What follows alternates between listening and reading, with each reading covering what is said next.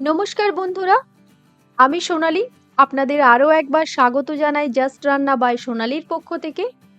পুজো একেবারে দোরগোড়ায়, আর বাঙালি পুজো মানেই খাওয়া দাওয়া। এক এক দিন এক এক ধরনের রেসিপি তৈরি করে নেওয়া।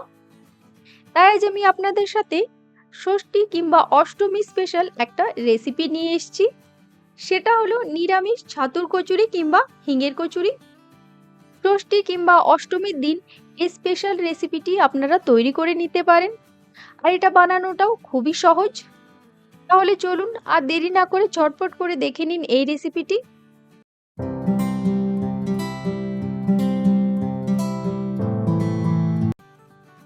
আর এই কচুরি বানানোর জন্য প্রথমেই আমি এখানে ময়দাটা মেখে রেখে দেব।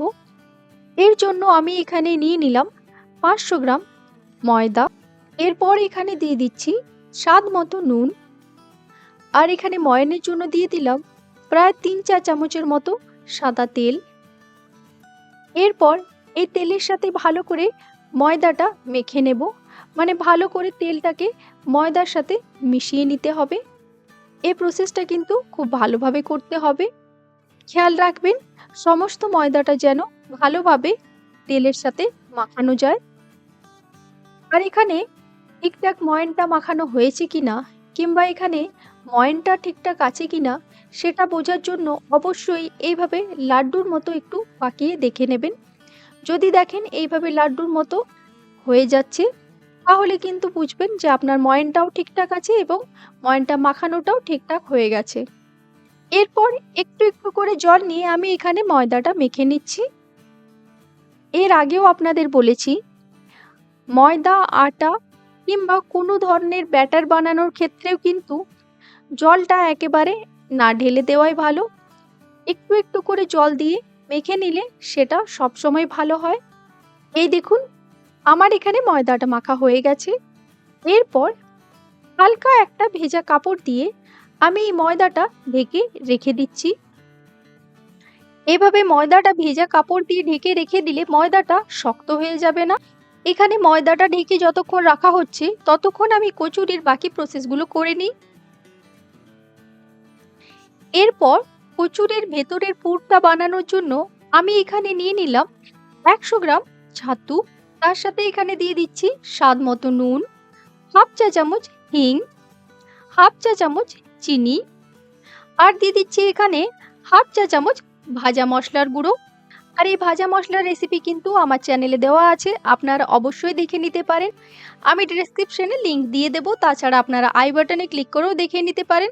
এই রকম একটা ভাজা মশলার রেসিপি বানিয়ে রেখে দিলে কিন্তু অনেক রেসিপির জন্যই কাজে লেগে যায়।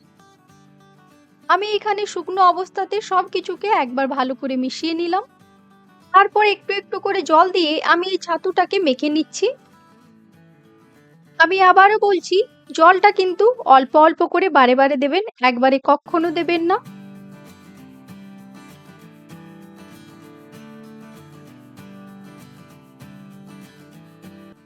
এই দেখুন ছাতুটা ঠিক এইভাবে মেখে নিতে হবে।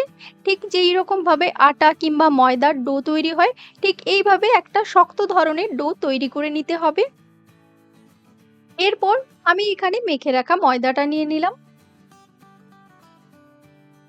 দেখুন এখানে ভেজা কাপড়ে ময়দাটা ঢেকে রাখার কারণে ময়দাটা বেশ নরম হয়ে গেছে। এরপর এই ময়দার ডোটা 3 থেকে 4 মিনিট ধরে আবারও আমি একটুখানি মেখে নেব। এই দেখুন আমি এখানে ময়দাটা আবারও একটুখানি মেখে নিলাম। এরপর এই ময়দার ডো থেকে আমি কচুরির জন্য ছোট ছোট লেচি কেটে নেব। এই দেখুন ঠিক এই রকম সাইজের। এই রকম ভাবে আমি সমস্ত লেচিগুলো কেটে নেব। এই দেখুন আমি এখানে সমস্ত লেচিগুলো কেটে নিয়েছি। এরপর এই লেচিগুলোকে ঘুরিয়ে ঘুরিয়ে একটুখানি স্মুথ করে নেব। এই দেখুন ঠিক এইভাবে বানিয়ে নিতে হবে। এইভাবে আমি সমস্ত লিচিগুলো বানিয়ে নিচ্ছি। এই দেখুন সমস্ত লিচিগুলো ঠিক আমি এইভাবে বানিয়ে নিয়েছি। এরপর আমি পুর ভরে কচুরিগুলো তৈরি করে নেব। এর জন্য আমি এখানে মেখে রাখা ছাতুটা নিয়ে নিলাম। এরপর একটা লেচি নিয়ে ঠিক এইভাবে দুটো আঙুল দিয়ে ঘুরিয়ে ঘুরিয়ে একটা বাটির আকারে বানিয়ে নেব।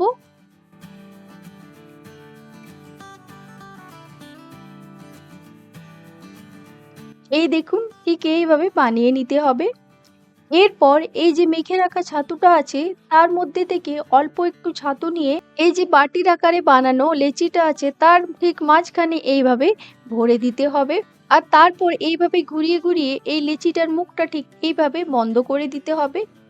তা না হলে বেলার সময় কিংবা ভাজার সময় এই যে ছাতুটা আছে এটা বেরিয়ে যেতে পারে। এরপর এই লেচিটাকে ঠিক এইভাবে হাত দিয়ে প্রেস করে নিচ্ছি। এইভাবে প্রেস করে নিলে ভেতরকার যে পুরটা আছে ওটা এক জায়গায় জমা হয়ে থাকবে না, সব জায়গায় ভালোভাবে সেট হয়ে যাবে। এরপর এই লেচিটা বেলে নেওয়ার জন্য আমি এখানে একটুখানি সাদা তেল ব্যবহার করছি। আর দু সাইডে তেলটা ভালো করে লাগিয়ে নেওয়ার পর এই লেচিটাকে আমি বেলে নিচ্ছি। খুবই হালকা হাতে এটাকে বেলে নিতে হবে। খুব বেশি জোর দিয়ে করতে গেলে ভেতরের পুরটা বেরিয়ে যেতে পারে। এই দেখুন আমি এখানে কচুরিটা বেলে নিয়েছি, ঠিক এইভাবে বেলে নিতে হবে। এইভাবে আমি সমস্ত কচুরিগুলো তৈরি করে নেব। আমার সমস্ত কচুরিগুলো তৈরি করা হয়ে গেছে। আর এই কচুরিগুলো ভাজার জন্য এখানে নিয়ে নিয়েছি পরিমাণ মতো সাদা তেল। আর এই তেলটা এখানে গরম হয়ে গেছে। এরপর আমি এই কচুরিটা ভেজে নিচ্ছি। এখানে কচুরি কিংবা লুচি কোনো কিছুকেই যদি এইভাবে একটুখানি প্রেস করে দেওয়া হয় তাহলে দেখবেন কি সুন্দর কচুরিটা তাড়াতাড়ির মধ্যে ফুলে উঠেছে। এই দেখুন কি সুন্দর ফুলে উঠেছে। এরপর এক সাইডটা এইভাবে ভাজা হয়ে গেলে আমি অপর সাইডটাও এইভাবে ভেজে নিচ্ছি। এইভাবে আমি কচুরি দু সাইডটা উল্টে পাল্টে ভালো করে ভেজে তুলে নিচ্ছি। এই দেখুন আমার এখানে একটা কচুরি তৈরি হয়ে গেল। এইভাবে আমি সমস্ত কচুরিগুলো ভেজে নিচ্ছি।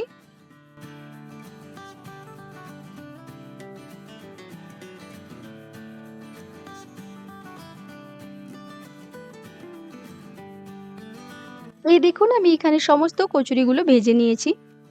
আর এই কচুরির সবথেকে কাছের বন্ধু হচ্ছে আলুর তরকারি। তাই আপনারা যদি কচুরির সাথে খাওয়ার জন্য বেস্ট আলুর তরকারির রেসিপি দেখতে চান তাহলে অবশ্যই আপনারা আমার পরের ভিডিও লুচি এবং আলুর তরকারির ভিডিওটি দেখে নেবেন। আর আপনাদের আজকের আমার এই ভিডিওটি কেমন লাগলো তা আমাকে অবশ্যই কমেন্টে লিখে জানাবেন। আর আপনাদের যদি আমার আজকের ভিডিওটি ভালো লেগে থাকে তাহলে অবশ্যই লাইক, শেয়ার এবং সাবস্ক্রাইব করবেন। আর পাশে থাকা বেল আইকনটি প্রেস করতে কিন্তু একদম ভুলবেন না। ভালো থাকবেন, সুস্থ থাকবেন। আজকের এই ভিডিওটি দেখার জন্য ধন্যবাদ।